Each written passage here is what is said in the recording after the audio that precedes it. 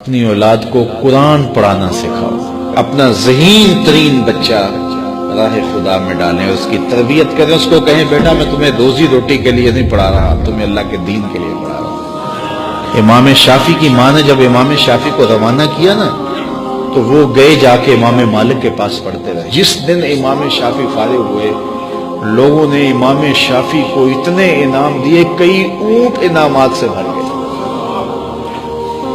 امام شافعی کی والدہ بیوہ تھی اور ایک ہی بیٹا تھا جو کمائی تھی راہ دین میں ڈال دی۔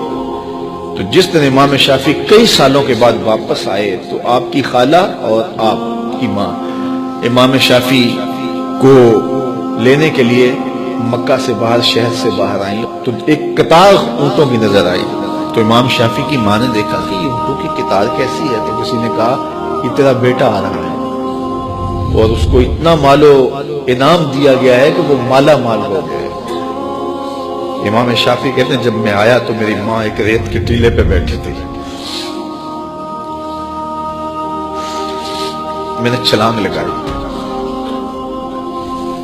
ماں سے سلام کیا، لیکن ماں کے چہرے پہ غصہ تھا۔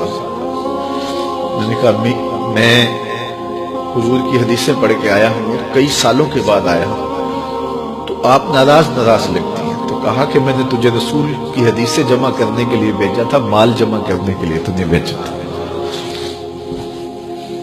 تو حضرت امام شافعی فرماتے ہیں میں نے ماں کو کہا کہ امی کیا کروں؟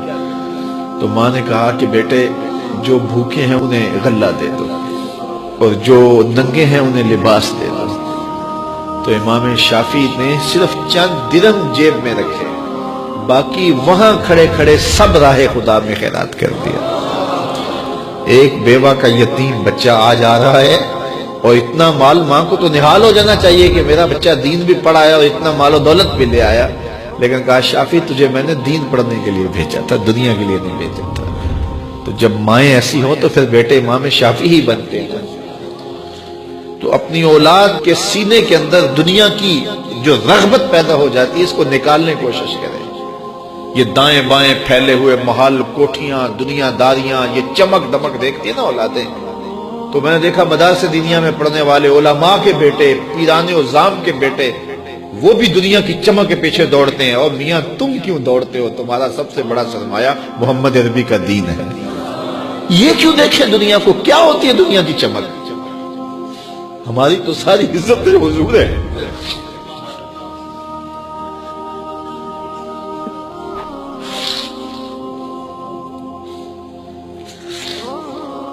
جس میں بس رہے ہیں وہ دنیا تم ہی